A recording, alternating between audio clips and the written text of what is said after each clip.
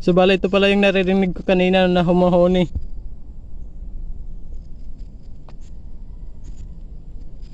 So yun, malalaki na sila mga ka-vlogs. Kukunin natin to ngayon.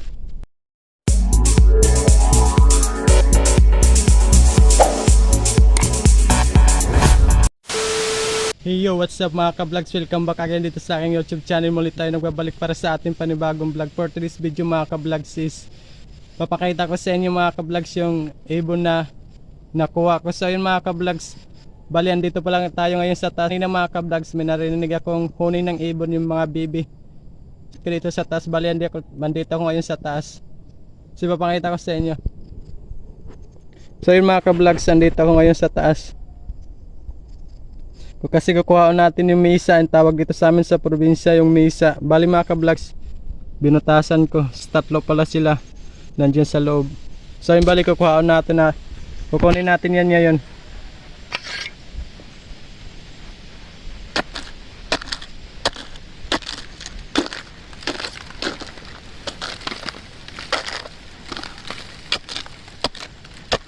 So bali mga ka-vlogs, yung nanay pala niya dito, wala pala dito yung pinakainan nila sa mga ka-vlogs. Ayan na oh. Bali lumabas yung ina nila mga ka-vlogs, kaya hindi natin nahuli.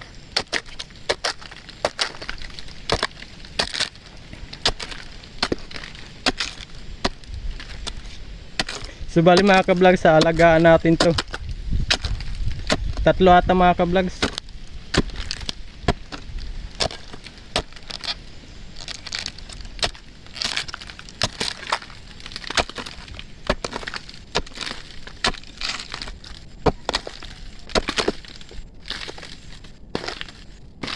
So ayan na mga ka-vlogs.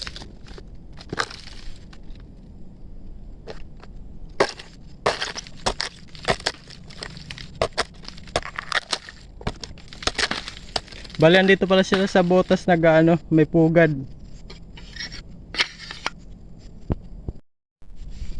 Tatlo lang pala sila mga ka-vlogs. So bali ito pala yung naririnig ko kanina na humuhuni.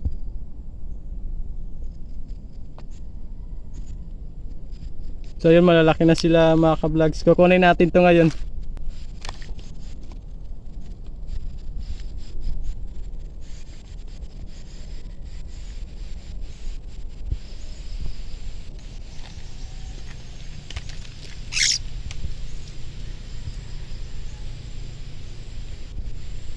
So ito na mga ka-vlogs.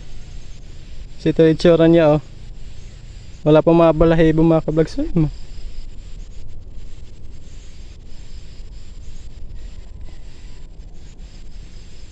So bali tinatawag pala namin dito sa amin sa probinsya yung kusi mga ka-vlogs. Kusi pala ini. Para siyang ano, para siyang itsurang parrot pero maliliit to mga ka-vlogs. Ang liliit sila mga ka-vlogs. So balik ayun, kukunin na natin. So, bali mga ka-vlogs, nandyan yan kanina yan oh, yung may butas mga ka-vlogs. Hindi siya nakikita. So yun, nandyan yung kanina. Hindi ko nakita mga ka-vlogs yung hindi ko nahuli yung pinakano inahin mga ka-vlogs kasi lumabas na agad. So bali mga ka-vlogs, ito na nakuha natin, lagay ko lang sa sombrero. So bali ampunin natin to ngayon, alagaan na lang natin. Tayo na lang mag-aalaga sa kanilang mga ka-vlogs.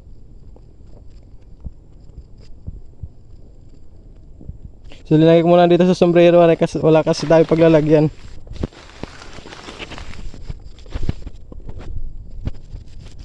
So ayun mga ka-vlogs, nakuha na natin, bali tatlo lang pala. So ayun, naampunin natin, tayo na mag-alaga sa kanila hanggang paglaki. So ayun mga ka-vlogs, update ko na ulit kayo. So ito na yung ano, yung inampun nating ibon mga ka-vlogs. Bali papakainin natin to ngayon. Dinala ko siya dito sa boarding house kasi para alagaan natin. Gusto ko sana siya mga ka-vlogs iwan dito dun sa amin. Hindi ko iniwan kasi ibibigay lang ni Papa din sa iba, kaya dinala ko na lang dito sa boarding house. Kaya ngayon papakainin natin to.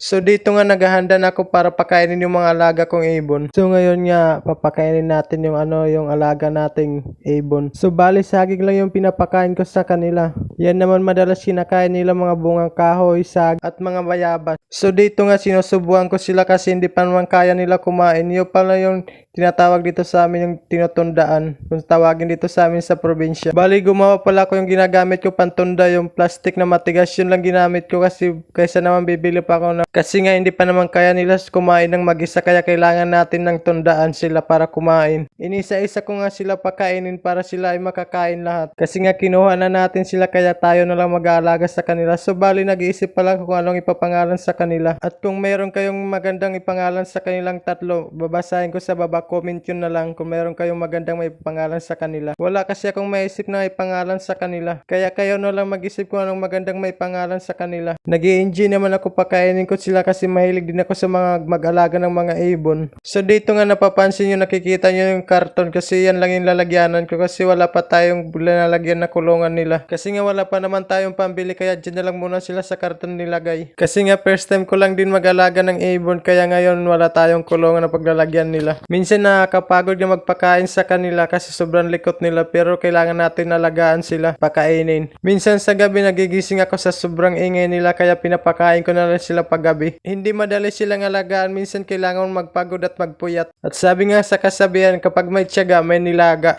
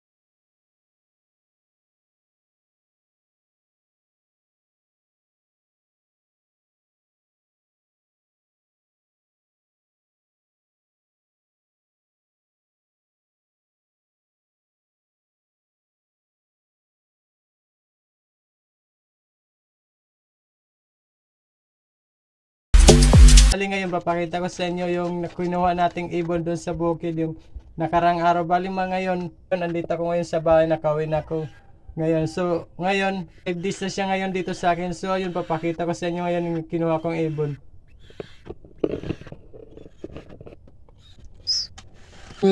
Ito na yung ibon. Bali tinutubuan na siya ng balahibo. Ito na oh. May balahibo na siya. 5 days pa lang to ngayon dito sa akin, may balahibo na. Bali 3 pa rin sila. So ayan.